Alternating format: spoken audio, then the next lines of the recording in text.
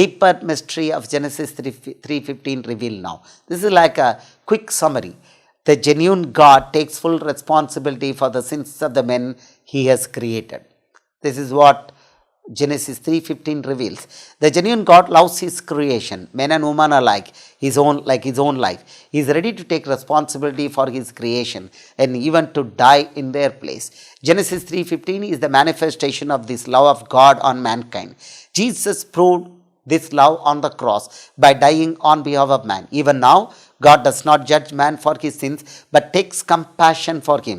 Every human being created by him is his child.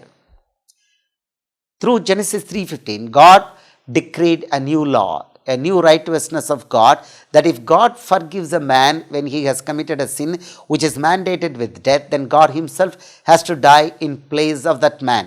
The Old Testament period was devoid of grace. So, there was no escape for man if he committed a sin that is mandated with death punishment. So, this new rule and new God's righteousness decreed by God through Genesis 3:15 in the Eden garden was adopted by God throughout the Old Testament period. Let us read that. Read what has happened with King David and Abraham. When King David committed a series of sin with reference to Bathsheba, he was liable to be punished with death as per Exodus 21:14. But God did not allow him to be killed and saved him. 2 Samuel 12:13. Because God had allowed David not to be punished, God had to come down to the earth to pay the price and die on behalf of King David. So, Jesus, the Son of God, came in the flesh from heaven and died as Son of David.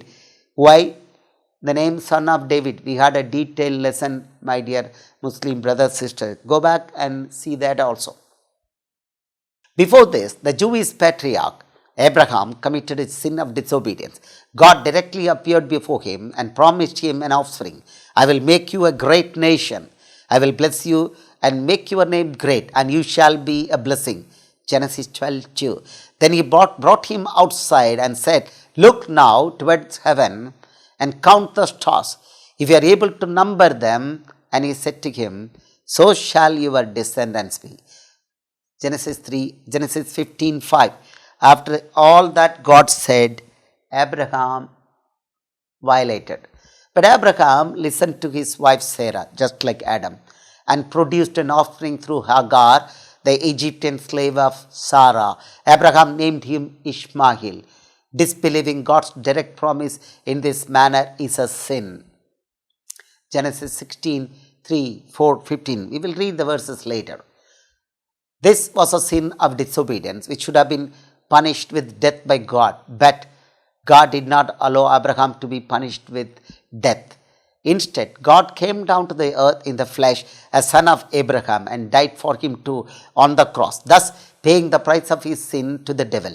Jesus is God who came to die in place of Abraham. The Bible calls Abraham was a friend of God. There are friends. Friends, you can discern from the word of God, but Abraham is specifically named as a friend of God. He didn't want to kill his friend. He came down, died for him as Son of Abraham. You should understand the righteousness and the love of Jesus. Love of Jesus on man. He honors his friends. He honors his children, and he is ready to die for them. Do you find that in Allah? Allah has threatened all through the Quran. It's very difficult to read the Quran because the Quran is full of threats and blackmails, and it is full of words like murder, kill, hit strike the neck, chop off left leg, right leg. Oh my goodness. Jihad and killing. That is Quran. That is Islam. Now you have understood heaven's mystery and the righteousness of God that was decreed through Genesis 3:15. The Son of God, Jesus, is called the Son of Abraham, the Son of David. The genealogy of Jesus Christ, the Son of David, the Son of Abraham. Matthew 1:1. The book of the genealogy of Jesus Christ, the Son of David, the Son of Abraham. Jesus is called the Son of David. He is also called the Son of Abraham because he came down to die for them. And he is called Son of Man, Adam. He came to die for Adam and all his descendants. Now you know what is a Son of Man and what is Son of God. Son of God is one, is God who came to die on behalf of God. He is the image of the invisible God. God himself died for the sins of mankind and opened a new chapter called grace.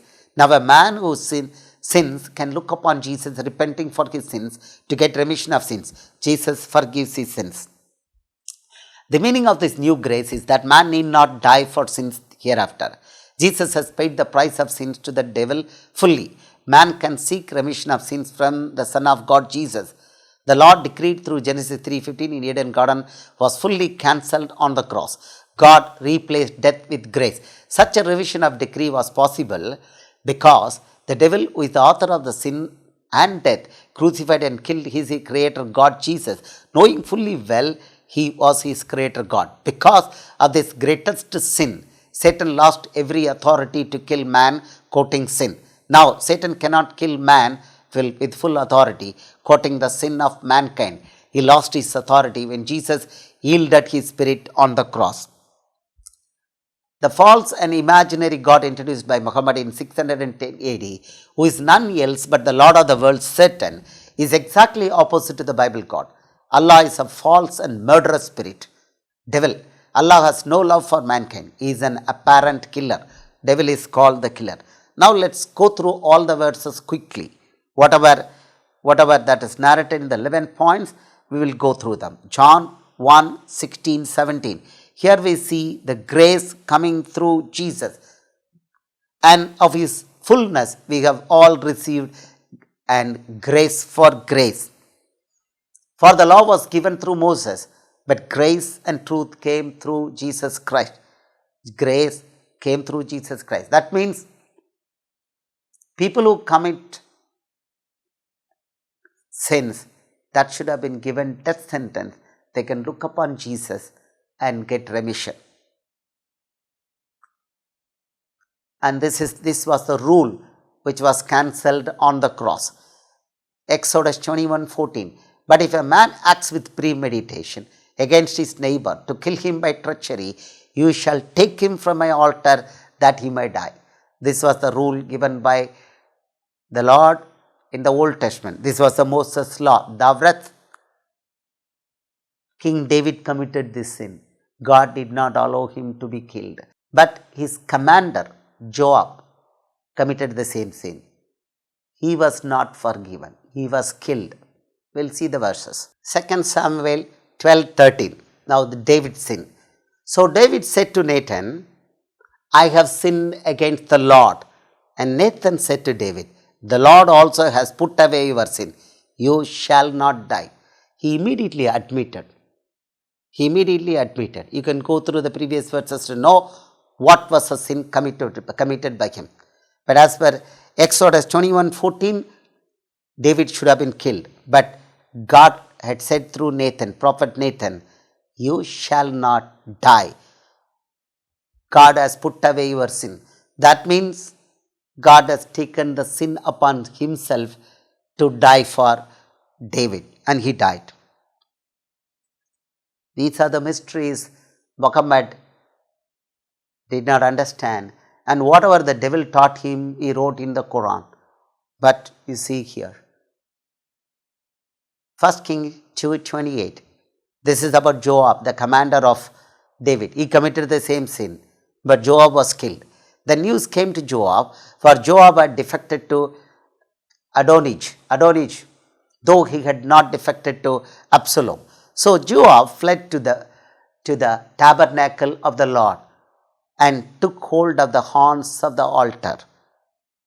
Now Exodus 21:14 is happening, and King Solomon was told. Solomon was the son of David, King David. Joab has fled to the tabernacle of the Lord. There he is by the altar. Then Solomon sent Benaiah, the son of Jehoiada, saying, go strike him down. So Benaiah went to the tabernacle of the Lord and said to him, thus says the king, come out. And he said, no, but I will die here.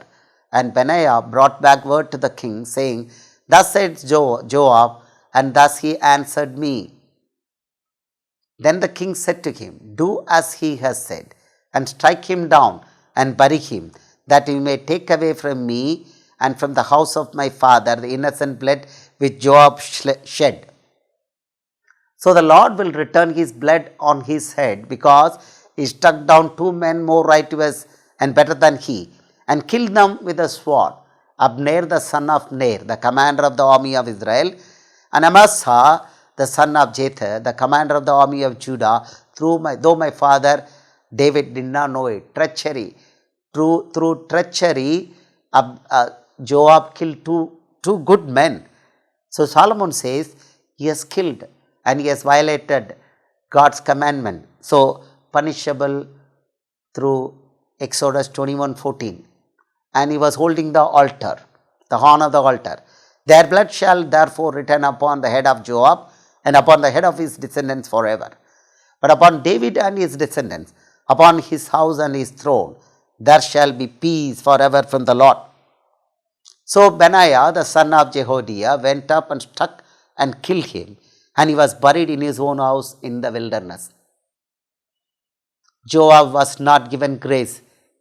God executed his judgment upon Joab, but God didn't allow his judgment on David. He loved him so much.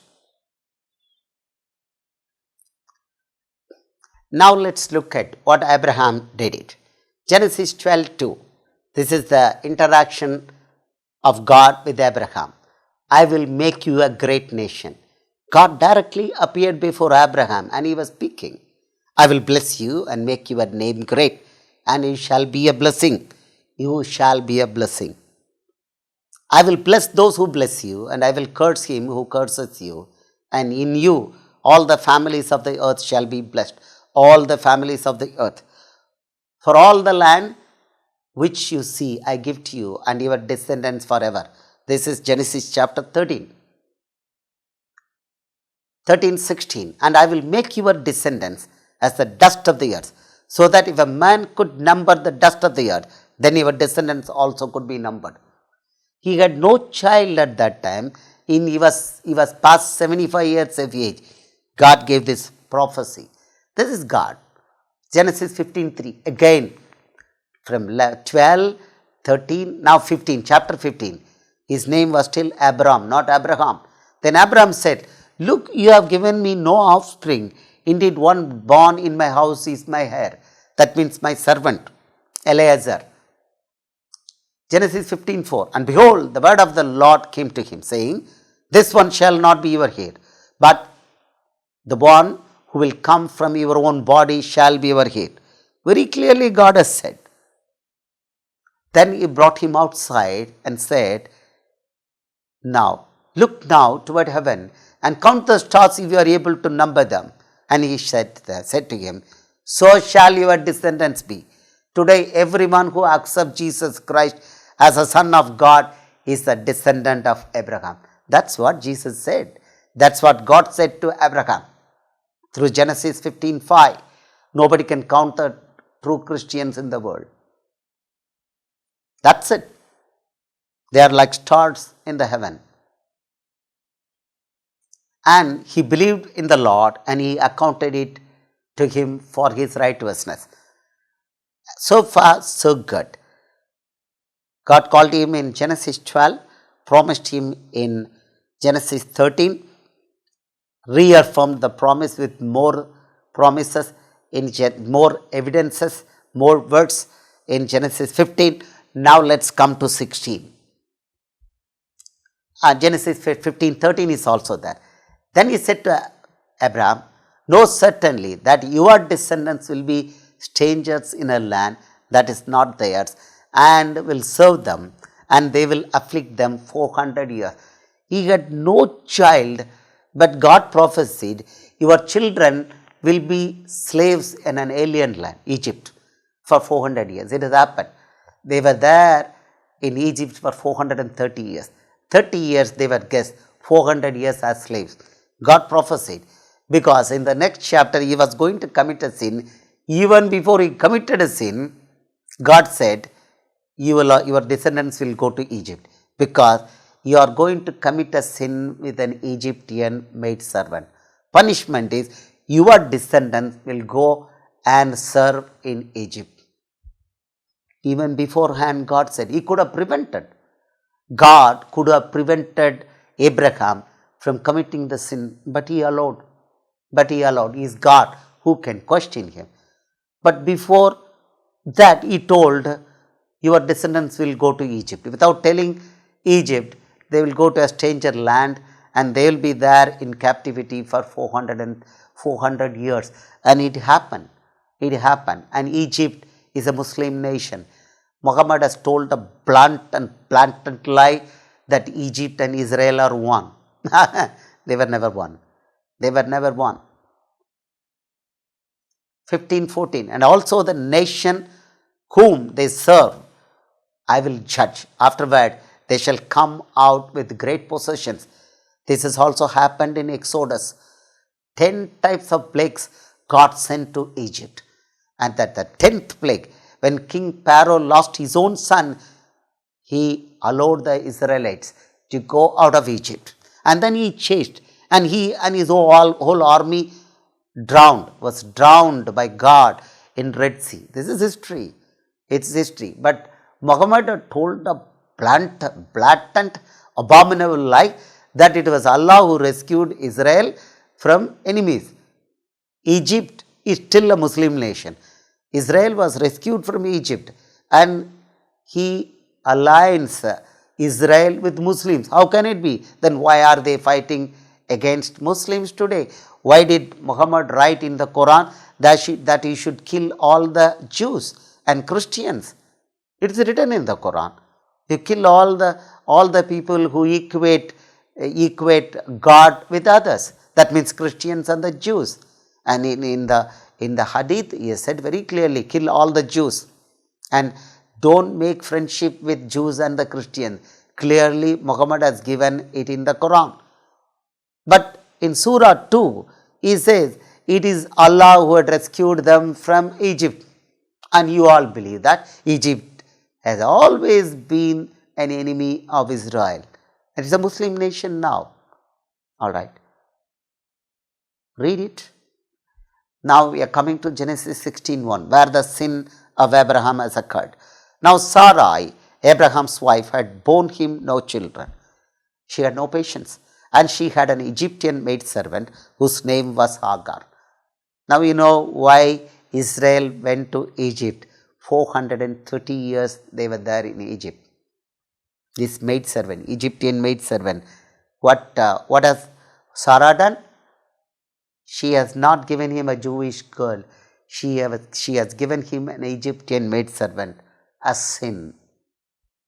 So Sarai said to Abraham, see now, the Lord has restrained me from bearing children. Please go in my maid. Perhaps I shall obtain children by her. And Abraham heeded the voice of Sarai.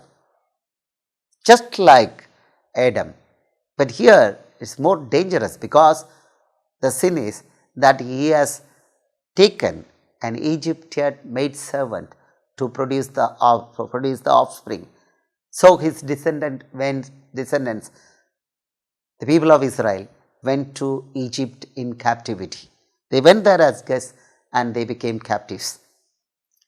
Then Sarai, her name was Sarai, not Sarah earlier. In chapter 17, Abraham's name was changed as Abraham. Sarai's name became Sarah.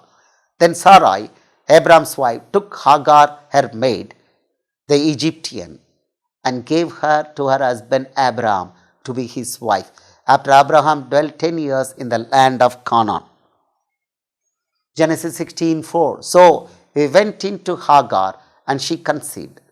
And when she saw that she had conceived, her mistress became despised in her eyes.